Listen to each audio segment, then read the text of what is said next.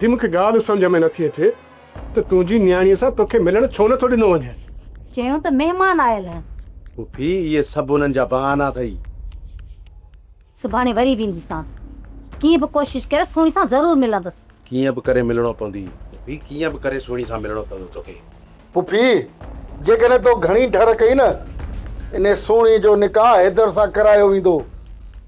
जल्दी कर। अचे तो फदाई, माठ करे बिहो।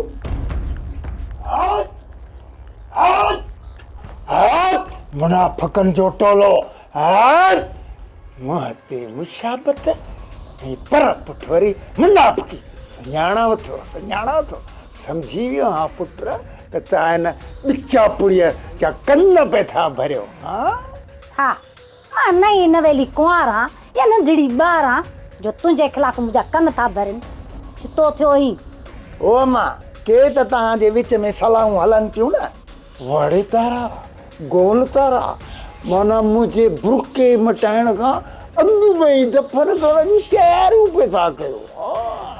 रेस चाकर खान चयो आहे त रूंडे खे ॻोठारे मुक़ाम में कॾहिं दफ़न करणु कोन ॾींदुसि, छो त हीउ शरीफ़नि जो मुक़ाम आहे, शैताननि जो न। हीउ इन जे लाइक़ ई न आहे जो हिनखे मां पंहिंजे ॻोठारे मुक़ाम में दफ़न कयां। उन जे करे असां सलाह पिया कयूं त तुंहिंजे मौत खां पोइ तोखे दफ़नाइण लाइ कहिड़ो मुक़ाम सही रहंदो। लालींदी अरे चुप कर। अड़े जरा ॻाल्हि हिकिड़ी ॿुध, मुंहिंजे ॼमण खां वठी 10 सालनि जी उमिरि ताईं मूं 51 जूं हॾियूं खाधियूं आहिनि, 51 जूं। मां सुठो कोन पढ़ंदुसि पुट, तव्हां सभिनी जा खफन चॿाड़े पोइ मरंदुसि। हाणे मूंखे तव्हां रुॻो इहो ॿुधायो त तव्हांखे टंडे मोहम्मद ख़ान जे कहिड़े क़ब्रिस्तान में दफ़न करायां।